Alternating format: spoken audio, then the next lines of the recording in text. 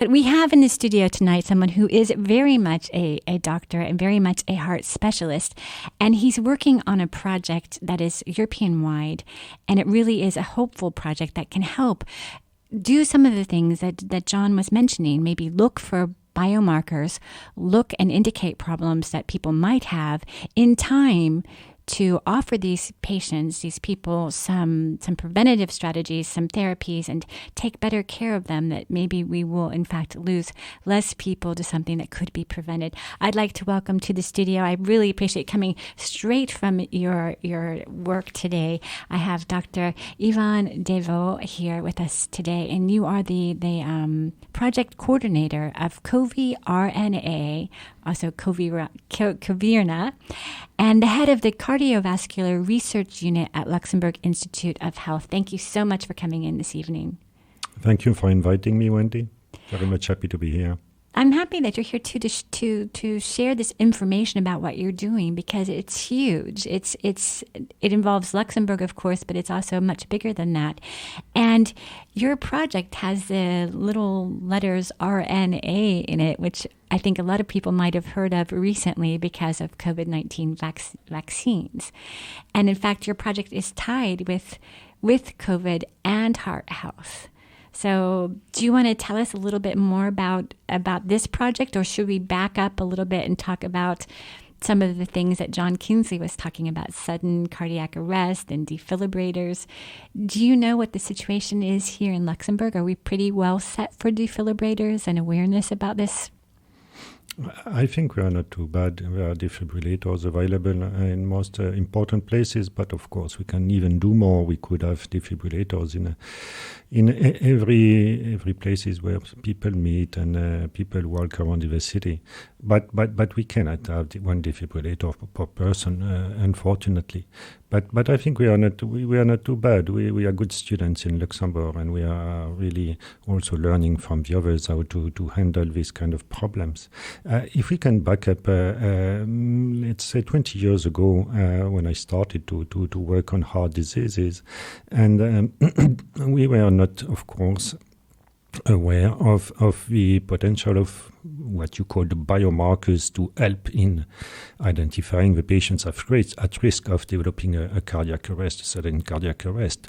And just for the non-skilled persons, a biomarker is defined as a molecule that, for instance, can be detected in the blood of people, and which can be indicative of a risk of developing a disease.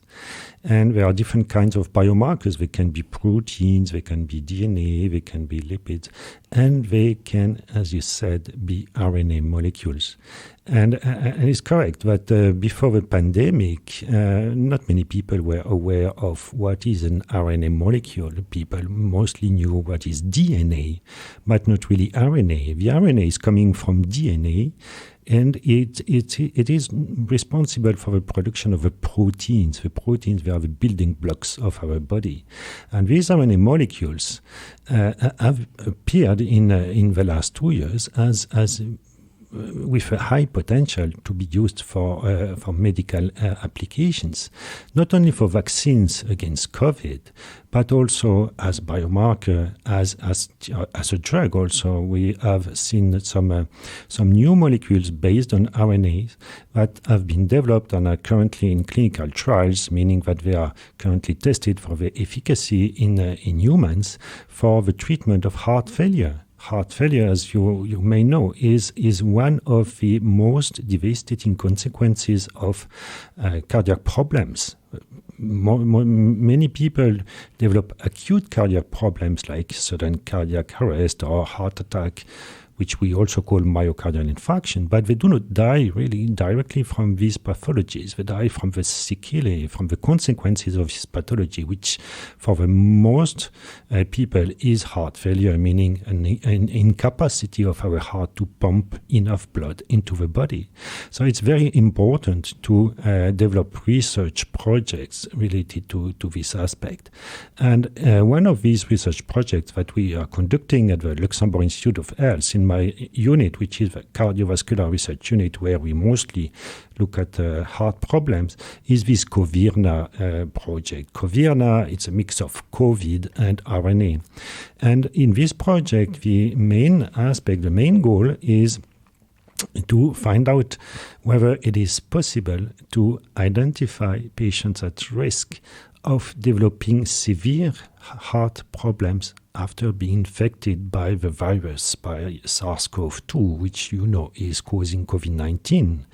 And we really surprisingly observed in many countries, in the US, in Europe, that approximately 20% of patients who are infected by this virus, they are not dying from pulmonary problems, but from cardiac problems, because the virus is not only able to infect the lungs, but is also present in the heart. And it can cause very severe problems on the heart and cause mortality of the patients that are infected in the intensive care units. And it's for that reason that we developed this COVIRNA project, to be able to identify those patients at high risk of developing severe cardiac problems after the infection with the virus. And if we can identify those patients in the intensive care units, then they can be managed properly. It's what we call personalized medicine. You may have heard about this term, which we also call sometimes precision medicine. It's really about looking at each patient individually. We are not all the same. We are all different. We have got a genetic background that is completely different, and we react very differently to the disease. And if we are able to identify, again, these patients who would most probably develop problems after the infection with the virus, then we would be able to adapt the healthcare and to hopefully decrease the mortality rates and improve the quality of life of these patients. A couple of things came to mind when you were talking about that. One is that early on in the pandemic, some people were saying, now they're saying that everyone who they're counting all the deaths as being related to COVID-19 when they could be from many things. But from what I hear you saying is that it could be from a heart attack, it could be from the heart stopping, but the heart stopping was caused by COVID. So it is directly related to having had COVID. Another thing that came to mind is that a lot of people here, a lot of people listening may have had COVID. Are these risks to the heart primarily while you have the infection? I don't want to scare people, but are they at a higher risk of some cardio problems even after the infection is clear? Of course, there is no need to scare people. And most of the people who have developed COVID-19, they recovered without any major issues after a couple of weeks. And it's not because you are at high risk of potentially developing a heart problem that you should really change completely your life. It's good to be aware that there is a risk, but we should not scare people. We should just inform them if they feel that some symptoms, if they feel some chest pain or some dizziness, things like that. Then we should be aware that there is a potential for having a heart or a brain problems, because it's all about vascular things. And it's not only the heart, the muscle, as this previous person mentioned. It's also a problem of vessels, of vascular problems, of tubing, as we say sometimes. And you have to be aware that this tubing in the heart, in the brain, sometimes do not function properly. And if you know the symptoms, and if you are able to react quickly to the symptoms that you would develop, then you would really significantly decrease your risk of severe sequelae after an acute event. We always say in the community that time is muscle. It means that you need to react as quickly as possible, whether you have a cardiac arrest or a heart attack. The sooner you realize that you have a problem, the sooner you will be able to call the emergency, the sooner you will be admitted to the hospital, and the sooner the problem will be fixed. If you wait too long, when the damages to the brain, to the cardiac tissue, is too strong to be cured. So some of the warning signs are chest pain and feeling dizzy. Are there any other symptoms people should look out for? That's mostly the chest pain, which is really an indication of heart attack. For cardiac arrest, then of course we know the symptoms, and but it's really important to be aware of that. And I think the population is already well trained in Luxembourg and in other countries in Europe to recognize these symptoms, but we should really strengthen the education of the population, the campaigns, the information campaigns of these different symptoms. And I would cite one campaign that is done every year during the World Heart Day. It was a couple of days ago, September 29th, and it happens every year, and this day in the entire world is dedicated to raise awareness about the cardiac problems that we can suffer. And it's very important that people are educated at an early stage, that people are aware of the signs or symptoms of the disease at a very early stage. At school, there are some campaigns to educate the little ones, the youngest ones, to recognize that. And even when they become a little bit older, to perform CPR, cardiac pulmonary resuscitation, which is one of the, I would say, the most early measures to fight against these diseases. I remember having that in high school. We had Resuscitation Annie, and she looked very much like my gym teacher, which frightened me when I first saw the dummy laying there. I thought, oh my gosh, what's happened to her? But it was this dummy. And practice is so important because in an event, you're afraid to do something wrong and you don't know what you're doing. It's really good to have this practice. I think I mentioned to you earlier that I was at an airport once and they had one of these resuscitation dummies and you were invited to do it. And it was a great place because people have time to kill between flights and hanging around the airport. And I was surprised at the amount of pressure I had to use. I had to push quite harder than I would have had I not, if I tried it on somebody, I wouldn't have pushed that hard. And this was giving me feedback right away that I needed to push harder and giving me a kind of a rhythm. So I thought that was really useful. You mentioned World Heart Day on the 29th of September. The last 2 years, because of COVID, we haven't had the same kind of events happening in Luxembourg. But you do bring these resuscitation dummies, these models to practice on and have some firsthand experience. And there's also campaigns going into schools and talking to people, to young kids and high school students, I suppose. Yeah, there are some campaigns ongoing, right? That's correct. I could use a refresher. I think maybe to make the rounds to offices and things. I think it's good to be trained regularly. Yeah, because you forget very quickly, you do. Unfortunately. Yeah, that's correct. I can't remember. But, anybody listening now that thinks, okay, I don't remember, you can watch this on YouTube. I mean, are there some better sites than other? Are they all pretty legitimate? Or should you look for, is there some websites you would recommend where people find their information?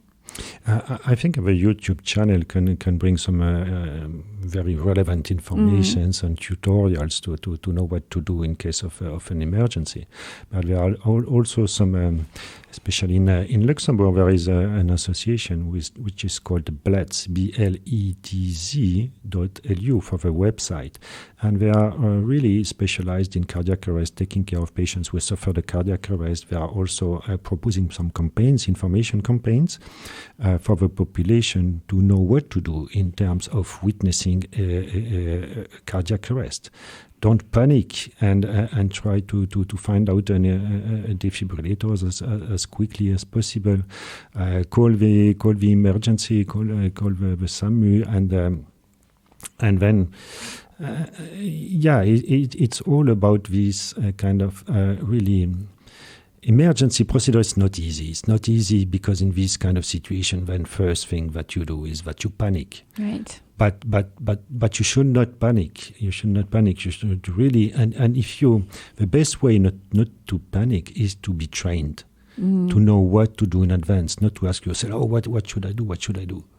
If you are aware of what needs to be done, then you would really be able to have a seriously positive impact on the outcome of this person who is suffering an acute cardiac or brain event. Yeah, kind of spring into action automatically instead of having to think about it. So I don't know about you, but I will be looking at YouTube and encouraging my children to look at with me. Did you watch the Euro Cup football? Did you watch that event when the Danish player had a heart attack on the field? To be honest with you, I'm not really fond of football. That's fine. And I don't have so much time to watch TV. but yeah, I'm aware that some athletes, unfortunately, have. Well, this caused a big arrest. sensation in the summer, and people were watching it in my household, and they were visibly shaken up to see this happening. And I think, he survived, he got treated right away, but I think it also helped raise awareness that it can happen to somebody who's very fit, somebody in their prime, somebody young. So it sort of opens our eyes to the possibility, which is one reason why I wanted to talk about this. And also because I know John Kinsley, and I wanted to support him and his foundation, bekip.org, and raise awareness about this in the hopes of saving lives, to have people informed about it. And since having this conversation and thinking about it, I have looked around to see where defibrillators are. And I have been more interested to see how I could be more proactive. And another important way is to avoid having to have a defibrillator or having to have intervention at all by preventing any kind of heart illness. Are you involved in this area as well, as how we could take good care of our heart so that we might avoid problems? We are not really involved with these kind of things. In my institute, we are mostly doing research in the labs. Mm-hmm. And most of our activities are dedicated to find some markers of cardiac arrest or heart attack, which are able to either diagnose or identify the disease or prognose, meaning identify patients who would develop or not severe problems after an acute cardiac event. So we are very much oriented towards what we call the wet lab. Wet lab, it means that it's a laboratory where we do some experiments with blood samples of patients. We do some measurements. We measure some RNAs, coming back to the discussion that we had just a few minutes ago. And these RNA molecules circulating in the blood can really well inform about the risk of patients of having serious problems. And it's all about it in my research unit. But at the Luxembourg Institute of Health, we also have other research units which are focusing on other aspects, like nutrition, for example, and physical exercise. Nutrition is really an important point. And if we look over the sea, what is going on in the US, for example, where the so-called American quality of life is can be questioned, and I believe that in Europe we are more aware of having a healthy nutrition is very important, and we should really avoid having these kind of greasy meals, lots of sugar, lots of salt. This is very important. And our nutrition unit in the Luxembourg Institute of Health is really focusing on identifying the type of food that is good for us. You mentioned earlier in the discussion the new Nutri-Score, which I think is an extremely good thing to inform the population of the quality of the products that they are going to buy, to orient them towards more healthy food, more healthy products. And this is one of such initiatives, putting the Nutri-Score into place, that is under research at the Luxembourg Institute of Health. We are very much oriented towards informing the population providing some guidelines on the type of food that is good for us, and so on. And in addition to nutrition, of course, everyone is aware that physical exercise is the key to success. And we have a dedicated research unit at the Luxembourg Institute of Health focusing on the benefit provided by physical exercise to the population. If we exercise regularly, then we substantially decrease our risk of having either a cardiac arrest or heart attack or any kind of other disease. Physical exercise is good for us. It's good for everything. It's good to prevent any kind of disease. But if we come back to cardiac arrest, physical exercise, when it comes to an extreme, and then we come back to the question of athletes who died from cardiac arrest, then it's not so good. It's like everything. You need really to find out the good compromise between exercising, eating, but not too much. We can cite in addition to this football player, we can cite the name of a famous Luxembourgish cyclist, Kim Kirchen, who had a cardiac arrest in 2010 in Luxembourg during a race. And fortunately for him, he survived because as this football player, he was very close to a medical unit, and he was taken in charge very quickly after his cardiac arrest. And the clinicians, they were able to, we call that resuscitate him, to bring him to life. And unfortunately, he survived, and he did not develop too many severe problems. But unfortunately for him, he was not able to race anymore. But it's something. It is, he could have died. Right. You have to put it in perspective. Exactly. But he did not. He did not. And you know what? He was 39 when he had his cardiac arrest. Yeah. And here comes another problem, is that the population is not aware that these kind of problems, they can happen at a very early stage of our life. It's not because we are not 50 years old that we do not have risk of developing problems. Again, I do not want to scare anyone here, not the youngest, not the oldest, but we have to be aware that these kind of problems, they can happen at any age.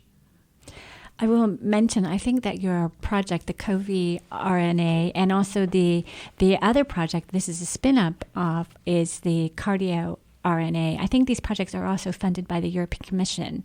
And I know that the European Commission is really involved in promoting physical activity and nutrition and really big into prevention.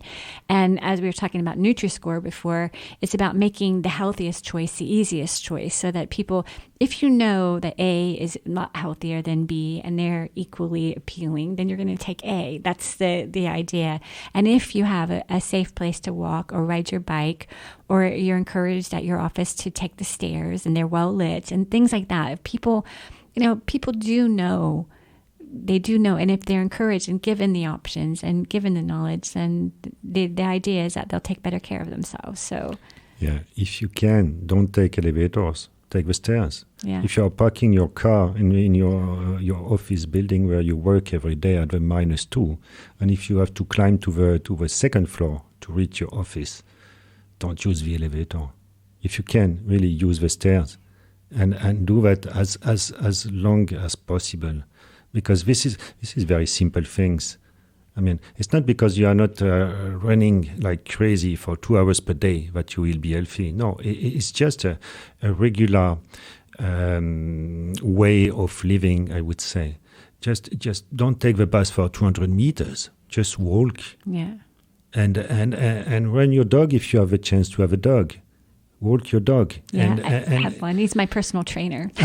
Yeah, but you know, I think these dogs are very important. Sometimes they are a little bit annoying, but most of the time they kind of force you to exercise, because if you forget to exercise, they will not forget. No. Every day when you will be back home from work, they will remind you, hey, let's go for a walk. And that is one of the best things a dog can bring you. Yeah. Is really a healthy style of life. And that is important. That is very important. Walk as much as possible. Don't use the car if you can. Use your bicycle. Okay, in Luxembourg it's not so easy because there are not so many bike routes, especially in the city where the roads are very narrow. But if you look at what is going on in the Netherlands, for example, where everyone is having a bike, there are more bikes than cars in the streets, and then this population is much more healthy because they exercise on a regular basis. You don't need to be an athlete to exercise. I mean, walking is, everyone can walk. Everyone can have a walk, can have a 20 minutes walk, and there are some apps. Everyone has a smartphone, a connected watch right now. There are some apps that can help you really to monitor your exercise, to check that you have done the exercise what you have to do every day. I find those really motivational, and my mom's probably listening tonight from Florida, and I know she has a watch, and it counts her steps, and it kind of pushes you because she aims for a certain number of steps every day, and I also try to get about 10,000, so that'll push me. And when the dog wants to make another walk at 10 o'clock, instead of groaning, I'm like, okay, that'll be another 3,000 steps. That's okay. So I think it's a great thing. And also these watches can also feedback on your heart rate and other things like that if you know how to interpret the information that it gives you. So I think that this kind of thing is a super, super motivational tool to just keep your record going, keep your average up. And resort. Tell me, what do you think about standing up while you're working? Do you make a point of getting up every hour, or do you try to move around? Because isn't that one of the big dangers too, that we just sit too long without getting up? I'm the perfect worst example because when I start working, then I'm so focused on what I'm doing that I completely forget that I have to move around. It's obvious. But you have to get up at least every 2 hours, at least at the minimum, and to have a walk, not too long, but 1 minute walk, and just to move a little bit. It's good for your heart. It's good for your back. We all suffer from back pains. Why? Because we simply don't move. Yeah. That's the problem. And most of us, we are sitting in front of computers 8 hours per day. And we just simply maybe get up to have a little lunch, 5 minutes, 10 minutes, and then we go back to work. That's not the way we should proceed. And that's really funny because I was in a meeting last week and abroad, and when I went back from this meeting, I entered into my laboratory and into the office spaces, and I found one of my colleagues. He was standing up in front of his computer, and before I left for this meeting, he was on his chair, and he changed his way of working, and now he's standing up, and I think it's a really good thing if you have a chance to be able to do that. If your back is not killing you, then it's really good. Stand up so that you can move. And remember, I had you were talking about the European Commission. I had some meetings with people from the European Commission, and one of the persons in the meeting, we were in a video conference because it was during the COVID pandemic, and one of these person he was standing up, and all the others were on their chair, were sit down on their chair, and we asked him, "Do you always stand up?" And he said, "I don't have a chair. I don't have a single chair. I'm always in front of my computer doing all day long since multiple months," and he said, "I'm feeling so good." And I told myself, you should take that example, and you should maybe remove your chair, adjust your screen, and try to stand up in front of your desk. Yeah, that's if one can do that, I think that's really a good thing. It is kind of a question of habit. We've been teleworking for some time, and because of that, I sometimes put my laptop up on my sideboard, so I'm standing up. But for some reason, if I really have to concentrate and I really have to write an article, seems like my mind is connected to my bottom because I need to sit down and then I focus. But for the other things where I'm proofreading or doing something that's a little different kind of thing, I stand up. And I do feel like I have more energy at the end of the day. You move around a little bit more. Everything's like in alignment. You're not all bent over with all of your organs kind of smashed. It's just, I think it's better as a whole, but it can take getting used to. It's just a habit to stand up or to sit. Yeah, it's a habit, but I think it's important to the habits are made to be changed. Yeah. And we should really change the way we live in a more healthy way. Instead of spending hours in front of our computers, of our screens, it can be the computer, it can be the mobile phone, it can be an iPad or whatever. We are spending too much time in front of these screens. Let's go outside. Let's have a tour. Let's have a walk, and then we will feel much better.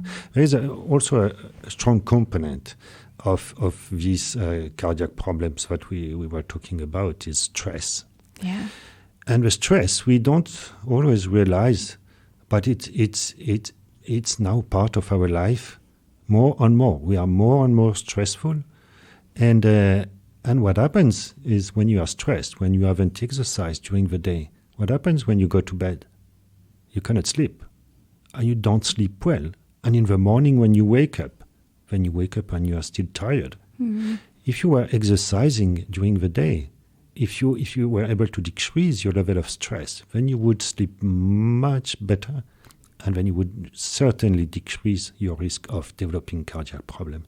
That's another strong component: nutrition, physical exercise, stress. These are all things that we can change. Yeah. There are some things that we cannot change, unfortunately.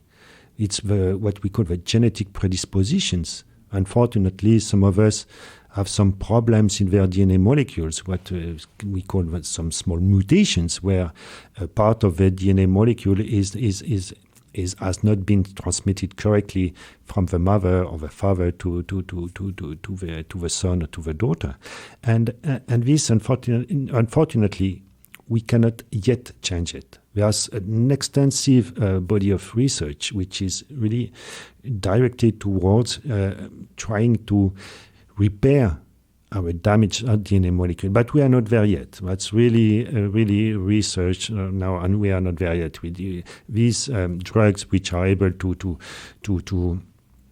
change, to repair our DNA molecules. They are not ready to be on the market. So we cannot really do much about these genetic predispositions, but we can do a lot regarding our nutrition, regarding our lifestyle, our capacity to exercise, reducing our stress, all these kind of things that are called modifiable factors.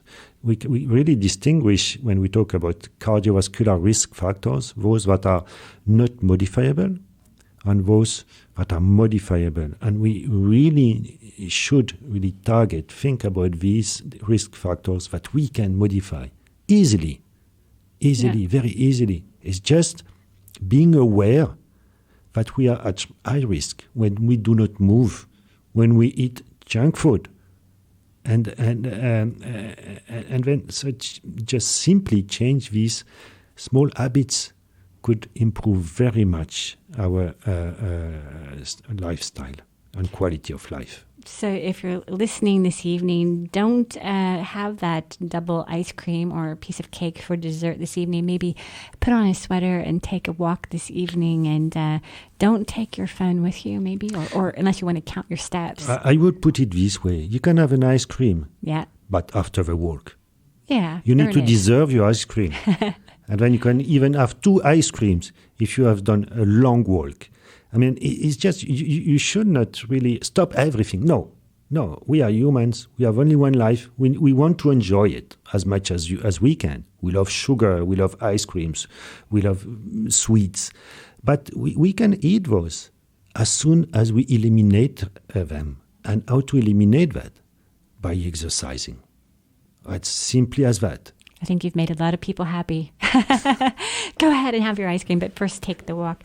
I'm going to play a song now because I did actually have a lot of songs related to the heart. You can imagine there's quite a lot because the heart is associated with love, and that's what a lot of musicians, a lot of lyricists end up writing about and talking about is love. It's such a big part of our lives. But then I want to talk a little bit more about the project that you're doing here in Luxembourg.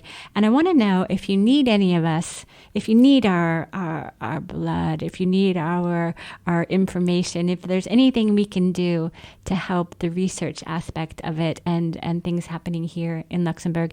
And they're happening also on a European-wide scale. This is Stereo Hearts.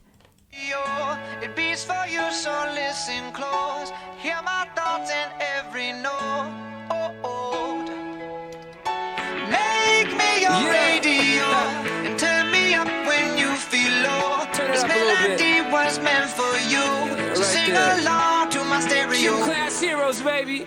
If I was just another dusty record on the shelf, would you blow me off and play me like everybody else? If I asked you to scratch my back, could you manage that? Like if we had chicken travy, I can handle that. Furthermore, I apologize for any skipping tracks. This is the last girl that played me, left a couple cracks. I used to, now I'm over that. Cause holding grudges over love is ancient artifacts. If I could only find a note to make you understand, I sing it softly in your ear and grab you by the head. Just keep me stuck inside your head like your favorite tune. And know my heart's a stereo, the only place for you. My heart's a stereo, it beats for you, so listen close. Hear my thoughts in every note. Come on. Make me your radio, turn me up when you feel low. This melody was meant for you, so sing along to my stereo.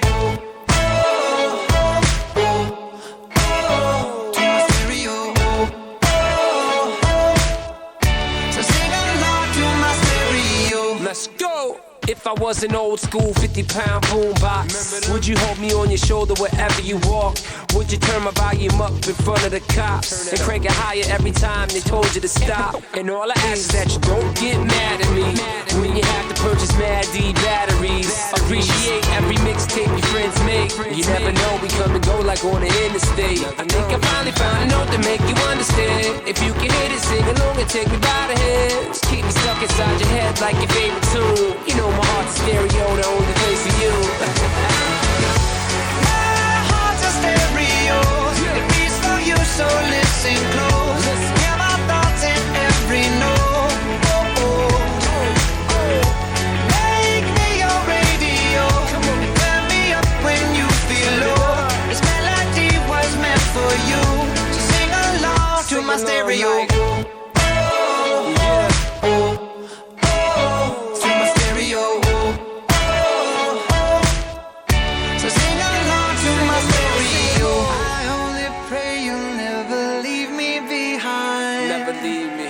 Because good music can be so hard to find. So hard to find. I'll take your hand and hold it closer to mine.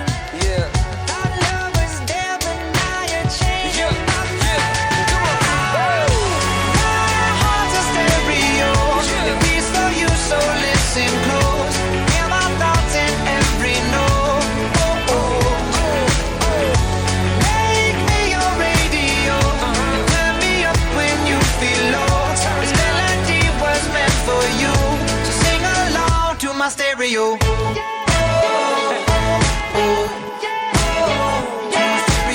It's your boy Travis. Gym Class Heroes, baby. Yeah.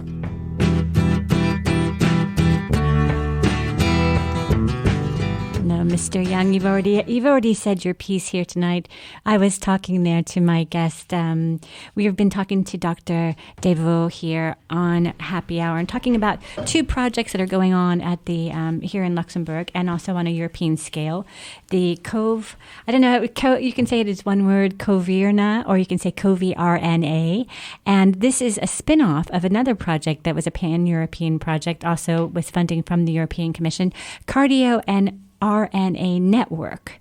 And this is a network of scientists and clinicians and industrials from 15 different academic research centers, hospitals, and private companies, all working together on this project. So 12 different European countries were involved in that. Exciting things. I asked before I played the song there by Stereo Hearts was if you needed us. And you said, nah, not really. You didn't need our blood. It is the season to talk about vampires and things like that. But you don't need our blood specifically because there's too many. You're looking for specific criteria and things like that. But I do want to talk more about your project till in the time that we have. Is there other things you'd like us to know about either project that you're working on? Yeah, I think there is one very important thing, and it's really specific to Luxembourg. I'm not going to. You all know that Luxembourg is a small country, and we are, even if we are geographically speaking at the center of Europe, we can be quite isolated when it comes to research. As an example, my laboratory is the only one in Luxembourg doing the kind of activities that we do. We are the only one doing research on cardiovascular disease. So, which implies that we have to work at a broader level, at an international level. And here comes the European Commission. And the European Commission is really about giving the opportunity to people to work together in different countries, to share expertise, to build some synergies. Because the research projects that we are dealing with in our laboratories, they are relatively complex and they are really highly demanding in terms of different expertise. Expertise can range from clinical expertise, so we are involving physicians, medical doctors in all our activities.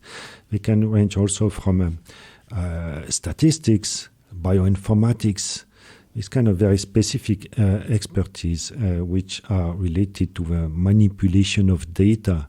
There is what we call the big data. Right now, we have a tendency to collect many data, can be demographic, like age or sex or whatever clinical data from every patient, and then we come up with thousands of tens of thousands of multiple data that are difficult to handle, and we really need some experts, some IT experts in computational biology to deal with this large amount of data. And so that's one of the expertise that is present in our networks. As you said, the COVIRNA project. So this project, which is about predicting whether patients after infection with the virus, the SARS-CoV-2 virus, will develop cardiac problems. In this network, we have got members from 12 European countries. And it's very important. For example, we have members from countries from the east side of Europe, which we have a tendency to forget sometimes. We always think that Europe is limited to Italy, France, Germany, maybe the Netherlands, Spain a little bit, and all the rest, all the eastern part of Europe, it's kind of forgotten. But no, they have really strong expertise there, notably in what we call artificial intelligence. I'm sure that you have heard about that. And this is a kind of computational methods that are becoming more and more used for clinical applications. And this artificial intelligence expertise is very much present in the eastern countries of Europe, like Serbia, for example, or Czech Republic, and we have got partners from these countries in the network. This is thanks to the European Commission. Again, the European Commission is providing a lot of money to develop some research projects and to to be able to allow the researchers to work together. You have been talking about network. This is a network of researchers. This is really the key to success. The key to success to be able to bring all different expertises together. And the networking activities, we started a large network of more than 200 participants from 36 countries in Europe and also outside Europe, in the US, in Singapore, in Australia. And this network is a group of persons who are talking together, we are exchanging ideas, concepts, to be able to develop some new drugs or new biomarkers, as we talked about. And we have the chance at the Luxembourg Institute of Health to have the capacity to be the coordinator of this really large network. I started to build these networks 15 years ago when I realized that indeed in Luxembourg we can be quite isolated, and we really need to have the help of people abroad in any different countries to mount some serious research projects with a high capacity to bring some clinically applicable tools. And the COVIRNA is one such example. Just for the history, so when at the beginning of this pandemic in March 2020, the European Commission has released a call for research projects, meaning that they are asking the researchers whether they have some ideas that could be funded by the European Commission to develop some new tools. And at this time, it was about developing some new tools to fight against the pandemic, of course. And we had this idea in our network. Of course, we were not working on COVID in the past because COVID was not existing, but we were working on cardiovascular disease. And we had this idea to put our expertise on cardiovascular disease to help patients with COVID, to help these patients to know whether they would develop or not cardiovascular disease, and to help the clinicians to adapt healthcare to these specific patients. And that is what is all about this COVIRNA project, which is a short project. It's going to last for 2 years. It will end in October next year. And in this project, we have recruited 1,500 patients with COVID-19 and also 500 patients without COVID-19 disease, with other kinds of pneumonia, for example. And we managed to reach this quite high number of patients because we had this network in place, because we have got access to patients from 7 different countries within Europe. Without these networking activities, we would never have been able to do that. We always say that the virus does not have frontiers. Right. The virus came from China, and in a couple of days, it was everywhere. Yeah. And so why should we have frontiers when we do research? No frontiers, no barriers. Let's open all the frontiers. Let's work all together. And this is, of course, for the benefit of the patients, of everyone of the population, everyone suffering from either COVID-19 or any kind of a disease. This is really important. And I'm really thankful to the European Commission because they are very much aware of the capacity of this network to really advance medicine and to change our life into a better quality of life. I wanted to mention, too, that the advantage of what you're doing is that it's going to last longer than COVID-19. So the things that you're doing can be applicable to other diseases with some modifications, other situations. So the information that you're gaining, the knowledge that you're gaining can be useful beyond this current crisis. Absolutely. The markers that we are trying to develop, they can be applicable to any kind of disease.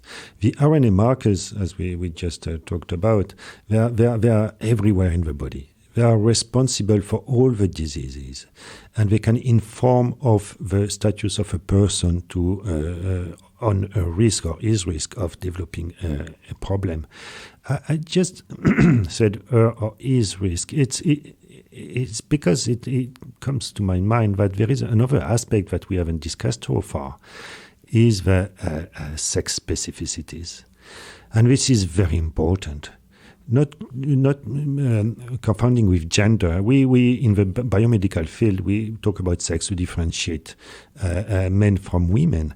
And the population might not be so aware that these sex specificities are very important.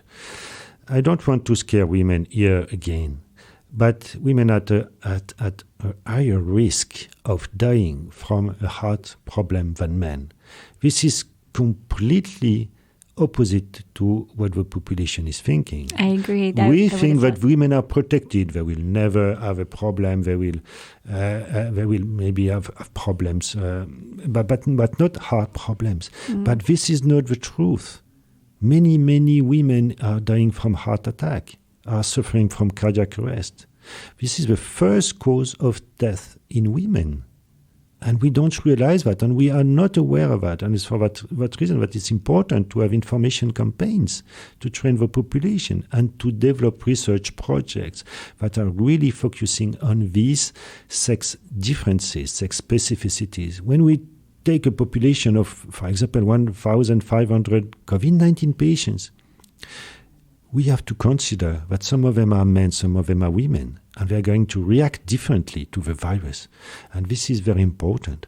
And the European Commission is very much in favor of really focusing on these differences linked to sex, because we cannot simply handle women and men the same way in the hospital, because they are not reacting the same way. They do not have the same predispositions, the same comorbidities. And this is very important that we develop some novel drugs or markers that are sex-specific, that are able to specifically target either men or women. So this is, again, personalized medicine, looking at Absolutely. each individual. And as a woman, I'm even more motivated to take that evening walk with my dog this evening. Tell me, we're almost at the end of the show. How do people find out more? Do they just Google COVIRNA,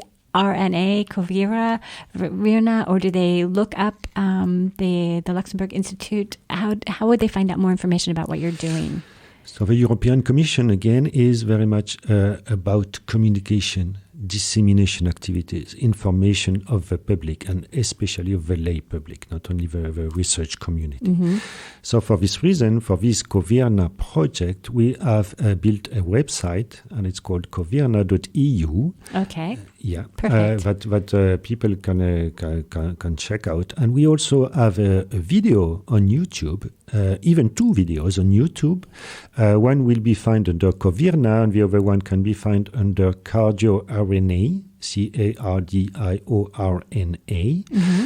And these videos, they are really made for everyone, all the population, not only the scientists, not only everyone will really understand the message that are passed through this video, because we have used very simple words to try to make the population aware of our activities, and also in parallel of the necessity for the young population to be trained, and maybe also to be trained to become researchers. That's what I am doing all my day long. In my group, in my laboratory, we have got some young researchers, and they are trained all the day to become researchers. And this is really an important part of all our research projects, is the training of what we call the next generation of researchers. I really encourage the youngest ones who like biology to see what are the jobs related to research that are available. I think it's a very, very motivating domain, and the beauty is that it's not routine. It's research. You come from a background in biology yourself, 15 years, and you've been a leading researcher here in Luxembourg. And I thank you so much for your time.